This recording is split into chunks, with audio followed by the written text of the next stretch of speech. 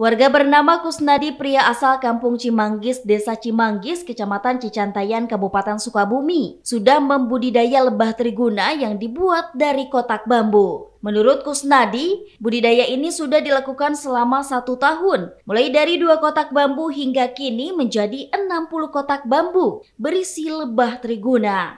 Dijelaskan Kusnadi, saat ini lebah peliharaannya bisa menghasilkan 10 botol dalam 1 bulan. Selain hobi memelihara lebah, juga bisa menghasilkan pundi-pundi rupiah. Tidak hanya itu, lebah tersebut selain mudah dipelihara, ketersediaan pakannya juga sangat cukup mudah didapat.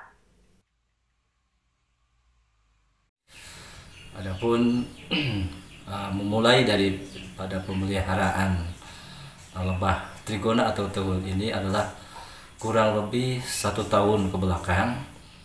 Kemudian alhamdulillah berkembang dari mulai 2 kotak atau 2 ruas bambu yang diberikan oleh seorang pecinta tanaman lebah, mungkin yaitu Ibu Lilis dari Sukabumi yang bertugas di Bandung. Sampai hari ini mungkin kita udah mencapai 60 kotak. Dan penghasilannya perlu diketahui dan perlu disampaikan, mungkin alhamdulillah sudah mencapai 1 kali panen itu 10 botol ukuran 350 ml.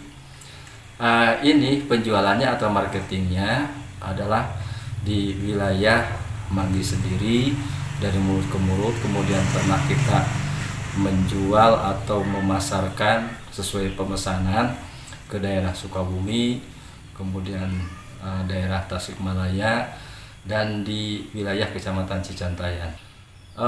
Beberapa jenis penyakit ya mungkin syariatnya adalah madu ya, kemudian bisa disembuhkan dengan kontinu ya, secara kontinu mengkonsumsi daripada madu lebah. Terus kita punya kendala, pertama di permodalan, kedua mungkin pemasaran.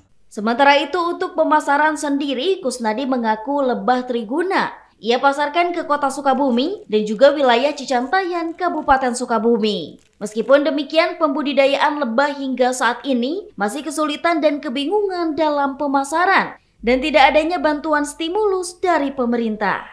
Dari Desa Cimanggis, Muhammad Ujang Heriaman melaporkan untuk Dinamika.